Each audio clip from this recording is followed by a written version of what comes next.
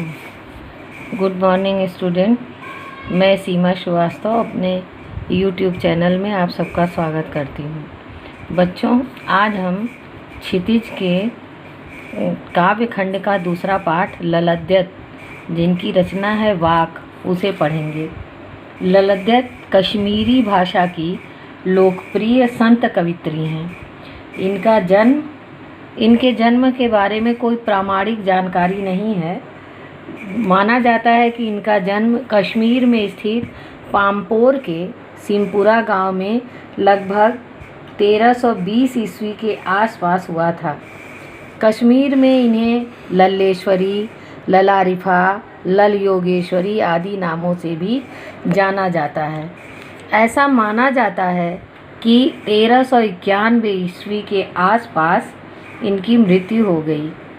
लद्दत की प्रमुख रचनाएं वाक है। वाक एक शैली होती है। उस शैली में काव्य रचना करने के कारण इनकी कविता का नाम वाक हो गया।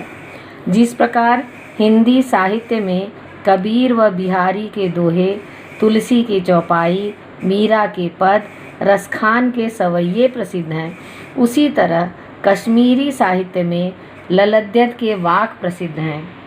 काव्यगत विशेषताओं के बारे में ललद्यत का काव्य अंत सब संत कवियों की भांति भक्तपूर्ण है।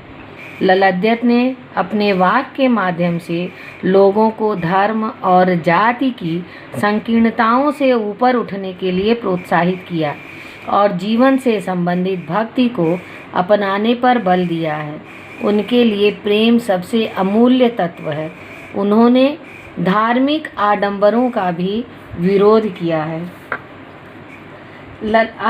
अन्य संत कवियों की भांति ललद्यत के काव्य में भी प्रभु मिलन की गहरी तड़प है। उन्होंने धार्मिक आडंबरों का विरोध किया है और मानव प्रेम को सर्वोच्च माना है। उन्होंने अपनी वाणी में जीवन की नश्वरता और प्रभु भक्ति की अनिवार्यता पर बल दिया है। इसीलिए वे कहती हैं, रस्सी कच्चे धागे की खींच रही मैं नाव, जाने कब सुन मेरी पुकार, करें देव भवसागर पार। ललद्यत अपने वाकों के लिए प्रसिद्ध हैं। वाक उनकी लोकप्रिय शैली है।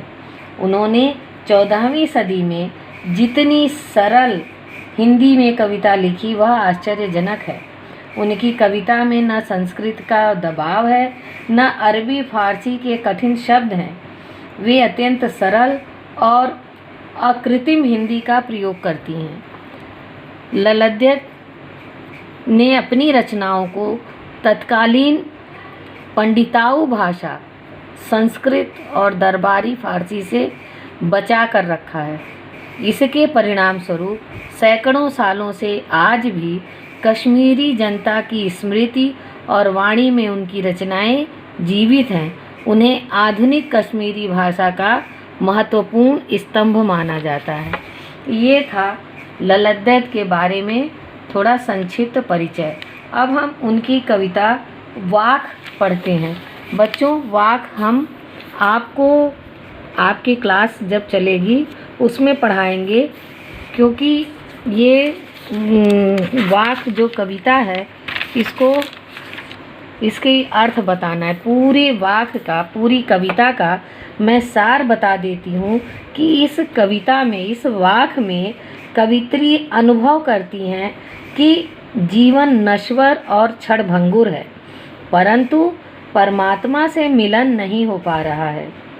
अतः उनके हृदय में एक तड़प सी उठती है। मुक्ति का द्वार तभी खुल सकता है जब मनुष्य न तो पूरी तरह से भोगी हो और न योगी और तपस्वी हो। मध्यम मार्ग से ही मुक्ति मिल सकती है। हठ योग आदि साधना से उसे कुछ नहीं मिला, कुंडलिनी जागरण से उसे कुछ नहीं मिला। वह शिव तो घट घट में बसता है। वह हिंदू मुसलमान में भेद नहीं करता। ज्ञानी वही है जो स्वयं को पहचानता है और उसी के माध्यम से ईश्वर को भी जान पाता है। यही इस कविता का पूरी कविता का यही सार है।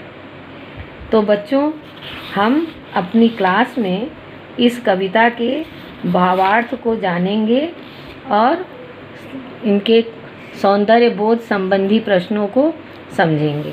धन्यवाद।